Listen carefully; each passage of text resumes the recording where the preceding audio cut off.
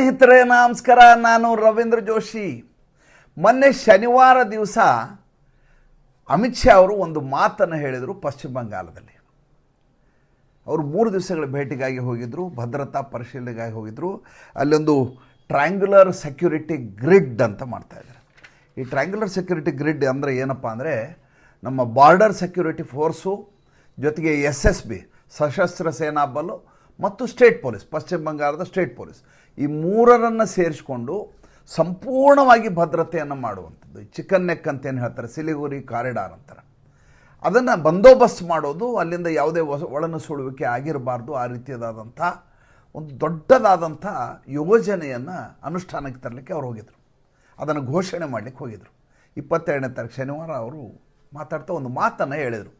ಆ ಮಾತನ್ನು ತಮಗೆ ಹೇಳಬೇಕು ಅಂತ ನನಗನ್ನಿಸ್ತು. ಅವ್ರು ಏನು ಹೇಳಿದರು ಅಂದರೆ, ನಮಗೆ ಮಮತಾ ಬ್ಯಾನರ್ಜಿ ಅವ್ರನ್ನ ಸೋಲಿಸ್ಬೇಕಂತೇನೂ ಇರಲಿಲ್ಲ. ನಮಗೆ ಏನು ಹಿಂಗೆ ಹೇಳ್ತಾರೆ, ಅಮಿತ್ ಶಾ ಈ ರೀತಿ ಮಾತು ಹೇಳಿಬಿಟ್ರೆ ಯಾವ ವ್ಯಕ್ತಿ 2.5 ತಿಂಗಳು ಪಶ್ಚಿಮ ಬಂಗಾಳದಲ್ಲಿ ಠಿಕಾಣ ಹೂಡಿ ಒಬ್ಬ ಸೇನಾಪತಿ ಹಾಗೆ ಸ್ವತಃ ಯುದ್ಧವನ್ನು ಮುನ್ನಡೆಸಿ ಗೆಲುವನ್ನು ತಂದುಕೊಟ್ಟಂಥ ವ್ಯಕ್ತಿ ಮಮತಾ ಬೇಗಂ ಅವ್ರನ್ನ ಸೋಲಿಸ್ಬೇಕು ಅನ್ನೋಂಥ ವಿಚಾರಣೆ ಇರಲಿಲ್ಲ ಅಂತಂದ್ರೆ ಏನು ಅರ್ಥ?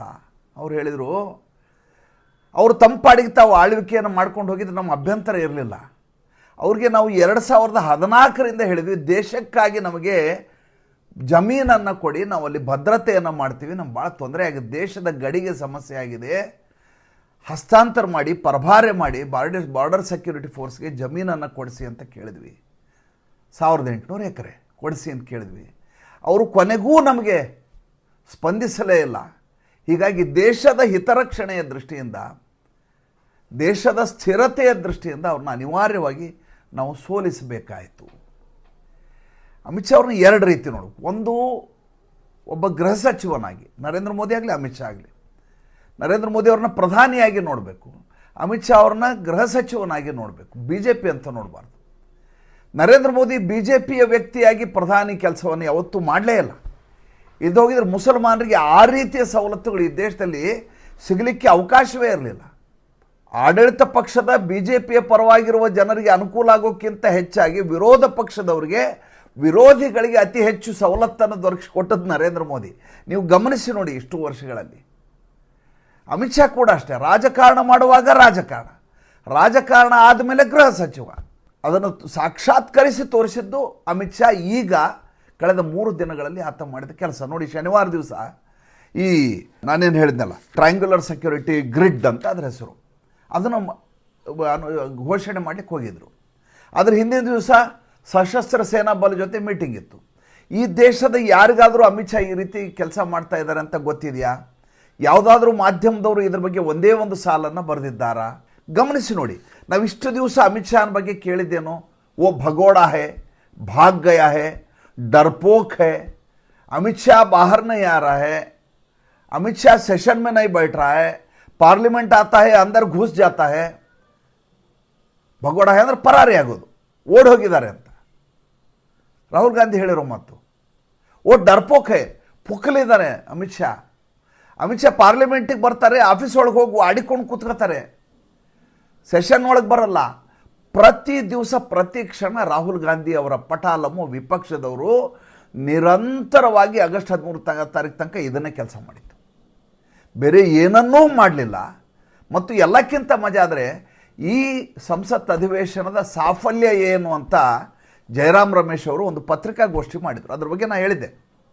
ಅವರೊಂದು ಪತ್ರಿಕಾಗೋಷ್ಠಿ ಮಾಡಿ ಹೇಳ್ತಾರೆ, ನೋಡಿ ಈ ಬಾರಿಯ ಮುಂಗಾರು ಅಧಿವೇಶನದ ಲಾಭ ಏನಪ್ಪ ಅಂತ ನಮಗೆ ಅಂದರೆ, ಈ ಬಾರಿ ನಾವು ಡಿಲಿಮಿಟೇಷನ್ ಬಿಲ್ ಪಾಸ್ ಆಗ್ಲಿಕ್ಕೆ ಬಿಡಲಿಲ್ಲ, 1 ನೇಷನ್ 1 ಎಲೆಕ್ಷನ್ ಆಗ್ಲಿಕ್ಕೆ ಬಿಡಲಿಲ್ಲ, ಮಹಿಳಾ ಮೀಸಲಾತಿ ಬಿಲ್ ಪಾಸ್ ಆಗ್ಲಿಕ್ಕೆ ಬಿಡಲಿಲ್ಲ, FCRA ಪಾಸ್ ಆಗ್ಲಿಕ್ಕೆ ಬಿಡಲಿಲ್ಲ.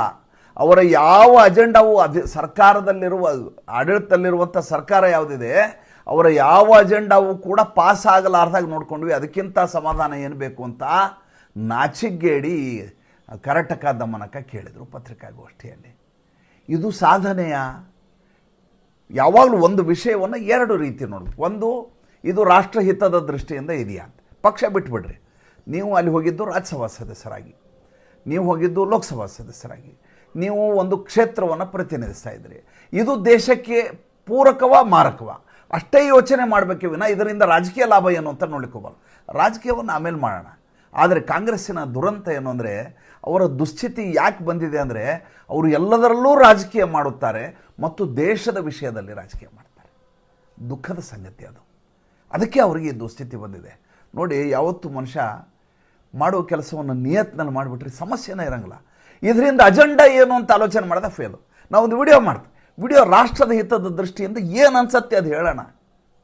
ಇದೇನಾಗತ್ತೆ, ಓಡತ್ತಾ ಓಡಲ್ವಾ, ಇದನ್ನು ಜನ ಇಷ್ಟಪಡ್ತಾರಾ ಇಲ್ವಾ, ಇದ್ರ ಬಗ್ಗೆ ರಿಯಾಕ್ಷನ್ ಏನು ಬರ್ಬೋದು, ಕಮೆಂಟ್ ಏನು ಬರ್ಬೋದು, ಇದು ಫೇಲ್ ಆದರೆ ಹಂಗೆ ಆಲೋಚನೆ ಮಾಡಿದರೆ ನಾವು ಏನನ್ನೂ ಮಾಡಲಿಕ್ಕೆ ಆಗೋದಿಲ್ಲ ಮತ್ತು ಸಂಕೀರ್ಣಗೊಳ್ತಾ ಹೋಗುತ್ತೆ ಜೀವ. ಯಾಕೆ ತ್ರಾಸು ಹೋಗ್ಬೇಕ್ರಿ? ಭಾಳ ಆರಾಮಾಗಿ ಮಾತಾಡ್ಬೇಕು ಮನುಷ್ಯ. ಯಾವುದ್ರ ಬಗ್ಗೆನೂ ಜೀವನದಲ್ಲಿ ಅಷ್ಟೇ ರೀ, ನಾನು ಯಾವಾಗಲೂ ಒಂದು ಮಾತಾಡಿ ಭಾಳ ಸರಳ ಇರ್ಬೇಕು ಮನುಷ್ಯ. ಸರಳ ಇದ್ಬಿಟ್ರೆ ಸಮಸ್ಯೆನೇ ಇಲ್ಲ. ನಾವೆಲ್ಲವನ್ನೂ ಸಂಕೀರ್ಣವಾಗಿ ನೋಡ್ತೀವಿ, ಸಂಬಂಧಗಳನ್ನು ಕೂಡ. ಅದು ಸಮಸ್ಯೆ. ಬೇಡ, ಈ ಫಿಲಾಸಫಿ ಮಾತಾಡೋದು ಬೇಡ, ಅದು ಬೇರೆ ಸಂದರ್ಭ ಇದೆ. ಭಾನುವಾರದ ಹರಟೆಯಲ್ಲಿ ಮಾತಾಡೋಣ. ಈಗ ಅಮಿತ್ ಶಾ ಬಗ್ಗೆ ಮಾತಾಡೋಣ. ಅಮಿತ್ ಶಾನ ವಿರುದ್ಧ ಈ ರೀತಿಯಾದ ಪಿತೂರು ಇದು ಎಲ್ಲಿಂದ ಶುರುವಾಗಿದೆ? ಇದು ಶುರುವಾಗಿದ್ದು ಯಾವಾಗಂದ್ರೆ 2024 ಫಲಿತಾಂಶ ಬಂದ ದಿವಸದಿಂದ ಇದೇ ಪ್ರೊಪಗ್ಯಾಂಡವನ್ನು ರಾಹುಲ್ ಗಾಂಧಿ ಮತ್ತು ಅವರ ಪಟಾಲ ಮಾಡ್ಕೊಂಡ್ಬಂದಿರೋದು. इमोशनली डिस्ट्रक्शन कर दिया है हमने नरेंद्र मोदी का। नरेंद्र मोदी गया, नरेंद्र मोदी भाग गया, नरेंद्र मोदी अभी कांपता है. नरेंद्र इमोशनली डिस्ट्रक्ट ಮಾಡಿದಂತ ನಡುಗ್ತಾರಂತೆ ನರೇಂದ್ರ ಮೋದಿ. ಅಲ್ಲರಿ, ಹೇಳಲಿಕ್ಕೆ ಒಂದು ಮನುಷ್ಯನಿಗೆ ಇತಿ ಮಿತಿ ಅಂತ ಇರ್ತದೆ. ಬಾಯಿಗೆ ಬಂದಂಗೆ ಮಾತಾಡಬಾರ್ದು ಯಾವತ್ತು. ಹೇಳಬೇಕಾದ ವಿಷಯವನ್ನು ಹೇಳ್ತೀನಿ. ಯಾಕೆ ಅಮಿತ್ ಶಾ ಅವರು ಮಮತಾ ಬೇಗಂ ಅವ್ರ ಬಗ್ಗೆ ಆ ಮಾತು ಹೇಳಿದರು? ಯಾಕೆ ಹೇಳಿದ್ರು ಅಂದರೆ, ಯಾವಾಗ ದೇಶಕ್ಕೆ ಧಕ್ಕೆ ಇದೆ ಅಂತ ಗೊತ್ತಾಗುತ್ತೋ, ಯಾವಾಗ ಬಾಂಗ್ಲಾದೇಶದಿಂದ ಅಷ್ಟೆಲ್ಲ ವಲಸಿಗರು ಬಂದರೂ ಕೂಡ ಅದ್ರ ಬಗ್ಗೆ ಕನ್ಸರ್ನೇ ತೋರಿಸ್ತಿಲ್ವೋ, ಆವಾಗ ಕನ್ನಲ್ಲಿ ಹೋಗ್ತಾರೆ ನರೇಂದ್ರ ಮೋದಿ ಮತ್ತು ಅಮಿತ್ ಶಾ. ಇದಕ್ಕೇನಾದರೂ ಒಂದು ಮಾರ್ಗವನ್ನು ಕಂಡು ಹಿಡಿಯಲೇಬೇಕು ಅಂತಾರೆ. ಕೊನೆಗೆ ಅವರು ಯಾವ ರೀತಿಯ ದುಸ್ಥಿತಿಗೆ ತಂದು ನಿಲ್ಲಿಸ್ತಾರೆ ಅಂತಂದರೆ, ಇವತ್ತು TMCಯ ಒಬ್ಬನೇ ಒಬ್ಬ ವ್ಯಕ್ತಿ ಹೊರಗಡೆ ಹೋದರೆ ಕಂಡಲ್ಲಿ ಮೊಟ್ಟೆಯನ್ನು ಹೊಡಿತಾ ಇದ್ದಾರೆ. ನಾನು ಅದ್ರ ಬಗ್ಗೆ ಹೇಳ್ತಾ ಇಲ್ಲ ನಿಮಗೆ. ದಿನಕ್ಕೆ 100 ಅಂಥ ವಿಷಯಗಳು ನನ್ನ ಹತ್ರ ಇದೆ. ಪ್ರತಿ ದಿವಸ ಒಬ್ಬ ಕಾರ್ಪೊರೇಟರ್ ಇರಲಿ, ಒಬ್ಬ ಎಕ್ಸ್ ಕೌನ್ಸಿಲರ್ ಇರಲಿ, ಒಬ್ಬ ಈ ಟೋಲಾಬಾಜಿ ವ್ಯಕ್ತಿ ಇರಲಿ, ಒಬ್ಬ ಕಟಮನಿ ವ್ಯಕ್ತಿ ಇರಲಿ, ಅವ್ರು ಎಲ್ಲೇ ಹೊರಗೆ ಹೋಗಂಗಿಲ್ಲ ಅಂಥ ಸ್ಥಿತಿ ಬಂದಿದೆ. ದಿನಕ್ಕೆ 3 ವಿಡಿಯೋ ಅದ್ರ ಮೇಲೆ ಮಾಡ್ಬೋದು, ಅಷ್ಟು ವಿಷಯ ನನ್ನ ಹತ್ರ ಬಂದುಬಿದ್ದಿದೆ. ಮಮತಾ ಬೇಗಂ ಕಾಳಿಘಾಟ್ ಮನೆಯಿಂದ ಹೊರಗಡೆ ಹೋಗ್ಲಿಕ್ಕಾಗಲ್ಲ, ಆ ಸ್ಥಿತಿಗೆ ತಂದು ನಿಲ್ಲಿಸಿದ್ದಾರೆ. ನಾನು ವಾಪಸ್ ಬರ್ತೀನಿ ಅಂತ ಯಾಕೆ ಹೇಳ್ತಾ ಇದ್ದಾರೆ. ಆದರೆ ಜನರ ವಿಶ್ವಾಸಾರ್ಹತೆ ನೋಡಿ, ಜೀವನದಲ್ಲಿ ಎರಡಿದೆ. ಒಂದು ಪಾಪ್ಯುಲಾರಿಟಿ, ಇನ್ನೊಂದು ಕ್ರೆಡಿಬಿಲಿಟಿ. ನರೇಂದ್ರ ಮೋದಿ ಮತ್ತು ಅಮಿತ್ ಶಾ ಪಾಪ್ಯುಲಾರಿಟಿ ಹಿಂದೆ ಹೋಗೋದಿಲ್ಲ. ಪಾಪ್ಯುಲಾರಿಟಿ ತಂತಾನೆ ಆಮೇಲೆ ಬರುತ್ತೆ. ಕ್ರೆಡಿಬಿಲಿಟಿ ಹಿಂದೆ ಹೋಗ್ತಾರೆ, ವಿಶ್ವಾಸಾರ್ಹತೆ ಹಿಂದೆ ಹೋಗ್ತಾರೆ. ಇವತ್ತು ಕಾಕ್ರೋಚ್ ಜನತಾ ಪಾರ್ಟಿ ಇದೆ. ಕಾಕ್ರೋಚ್ ಜನತಾ ಪಾರ್ಟಿ ಅನ್ನೋದು ಒಂದು ಭ್ರಮಿತವಾದಂಥ ಒಂದು ಸಂಘಟನೆ ಅಥವಾ ಒಂದು ಗುಂಪು ಅನ್ಕೊಳ್ಳಿ, ಒಂದು ಗೂಂಡಾಗಳ ಗುಂಪು. ಅವರು ಪಾಪ್ಯುಲಾರಿಟಿ ಹಿಂದೆ ಹೋಗ್ತಾ ಇರೋದು, ಕ್ರೆಡಿಬಿಲಿಟಿ ಇಲ್ಲ. ಇವತ್ತು ಕ್ರೆಡಿಬಿಲಿಟಿ ಏನು? ಜಿರ್ಲೆಗಳ ಕ್ರೆಡಿಬಿಲಿಟಿ ಏನು ಈ ದೇಶದಲ್ಲಿ? ಯಾರು ಈ ದೇಶದ ಪರವಾಗಿದ್ದಾರೋ ಅಷ್ಟೂ ಜನ ಕೂಡ ಅವ್ರನ್ನ ಬಾಯಿಗೆ ಬಂದಾಗ ಎಲ್ಲ ಕಡೆ ಬೈತಾ ಇದ್ದಾರೆ. ಆದರೆ ಪಾಪ್ಯುಲಾರಿಟಿ ದೃಷ್ಟಿಯಿಂದ ನೋಡಿದರೆ ಅವ್ರ ವಿಡಿಯೋಗಳು ಎಲ್ಲ ಕಡೆ ಸರ್ಫಿಂಗ್ ಮಾಡಿದರೆ ಅವ್ರದೇ ವಿಡಿಯೋಗಳು ಕಾಣಿಸ್ತಾ ಇರ್ತವೆ, ಅವ್ರ ಹೇಳಿಕೆಗಳು ಕಾಣಿಸ್ತವೆ, ಅವ್ರು ಮಾತಾಡಿದ್ದು ಕಾಣಿಸ್ತವೆ. ಮಾಧ್ಯಮದವರು ಕೂಡ ಅವ್ರನ್ನ ಕೌಂಟ್ರೇ ಮಾಡಲಿಕ್ಕೆ ಹೋಗ್ತಾ ಇಲ್ಲ. ಟೈಮ್ಸ್ ನಾವು ಅವ್ರ ಬಗ್ಗೆ ಸುದ್ದಿಗಳನ್ನು, ಅತಿ ಹೆಚ್ಚು ಸುದ್ದಿಗಳನ್ನು ಹಾಕ್ತಾ ಇದೆ. ಅದು ಏನು ಡೀಲ್ ಆಗಿದೆ ನನಗಿನ್ನೂ ತನಕ ಅರ್ಥ ಆಗ್ತಾ ಇಲ್ಲ. ಎಂದೂ ಕೂಡ ಆ ರೀತಿ ಟೈಮ್ಸ್ನವ್ರು ಮಾಡಿದ್ದು ನೋಡಿಲ್ಲ ನಾನು. ಈಗ ಒಂದೊಂದು ಅಭಿಜಿತ್ ದೀಪ್ಗೆ ಹೇಳಿದ ವಿಷಯ, ರಾಷ್ಟ್ರದ ಪ್ರಧಾನಿ ಹೇಳಿದ ರೀತಿಯಲ್ಲಿ ಪ್ರತಿ ದಿವಸ ಬೆಳಗ್ಗಿಂದ ಸಂಜೆವರೆಗೂ ಡಿಜಿಟಲ್ ಮೀಡಿಯಾದಲ್ಲಿ ಅವ್ರದ್ದಿರುತ್ತೆ. ಸುದ್ದಿ ಅನ್ನೋಕ್ಕೋಸ್ಕರ ಸುದ್ದಿ ಹಾಕೋದಲ್ಲ, ಸುದ್ದಿಯನ್ನು ಹಾಕುವುದರಿಂದ ಈ ದೇಶದ ಮೇಲೆ ಏನು ಪರಿಣಾಮ ಆಗುತ್ತೆ ಅನ್ನುವಂಥ ವಿವೇಕ ಪತ್ರಿಕೆಗಳಿಗಿರಬೇಕು, ಮಾಧ್ಯಮಗಳಿಗಿರಬೇಕು. ಅದು ಇಲ್ಲದೆ ಹೋದಾಗ ಇವರು ದೊಡ್ಡ ಪ್ರಭೃತಿಗಳಾಗಿ ಹೊರಗಡೆ ದೊಡ್ಡ ರಾಕ್ಷಸರ ರೀತಿ ನಿಂತು ಬಿಡ್ತಾರೆ. ಅದು ಆಗಿರೋ ಸಮಸ್ಯೆ. ನೋಡಿ, 2 ತಿಂಗಳಿಂದ ಜೂನ್ 6ನೇ ತಾರೀಕು ಈತ ಬಾಸ್ಟನ್ನಿಂದ ಬಂದು ಇಳಿದವನು. ಅವತ್ತು ಶುರುವಾದಂಥ ಅಪಸವ್ಯ, ಅವತ್ತು ಶುರುವಾದಂಥ ಪ್ರೊಪಗ್ಯಾಂಡ, ಅವತ್ತು ಈ ದೇಶದಲ್ಲಿ ಶುರುವಾದಂಥ ಅರಾಜಕತೆ, ಒಂದು ಕಡೆ ಜಿರ್ಲೆ, ಮತ್ತೊಂದು ಕಡೆ ರಾಹುಲ್ ಗಾಂಧಿ ಅವರು ಮಾಧ್ಯಮದಲ್ಲಿ ವಿಜೃಂಭಿಸಿದ ರೀತಿಯಲ್ಲಿ ಯಾರೂ ವಿಜೃಂಭಿಸಲೇ ಇಲ್ಲ. ಮೊನ್ನೆವರೆಗೂ ಮೊನ್ನೆ ಏನಾಯಿತು? 2 ವಿಚಾರ ನಡೀತು. ಒಂದು, ರಾಕೇಶ್ ಟಿಕಾಯ್ತ್ ಒಂದು ಮಾತು ಹೇಳಿದರು. ಏನಂತ? ಅಮಿತ್ ಶಾ ಸುಮ್ಮನೆ ಕೂತಿದ್ದಾರೆ ಅಂದರೆ ಏನೋ ನಡೀತಾ ಇದೆ ಅಂತ ಅರ್ಥ ಅಂತ ಹೇಳ್ದ ರಾಕೇಶ್ ಟಿಕಾಯ್ತ್. ಚಳ್ಳೆ ಹಣ್ಣು ತಿನ್ನಿಸ್ಲಿಕ್ಕೆ ಭಾರತೀಯ ಜನತಾ ಪಾರ್ಟಿಗೆ ಇನ್ನಿಲ್ಲದ ಹಾಗೆ 2021ರಲ್ಲಿ ಪ್ರಯತ್ನ ಮಾಡಿ ವಿಫಲನಾದ ವ್ಯಕ್ತಿ. ಫಾರ್ಮ್ಸ್ಲ ವಾಪಸ್ ತೊಗೊಂಡಿರ್ಬೋದು, ಆದರೆ ಇವರ ಬೇಯಲಾರ್ದಾಗಿ ಮಾಡಿದ ನಿಜ ಅವರು. ಒಂದು.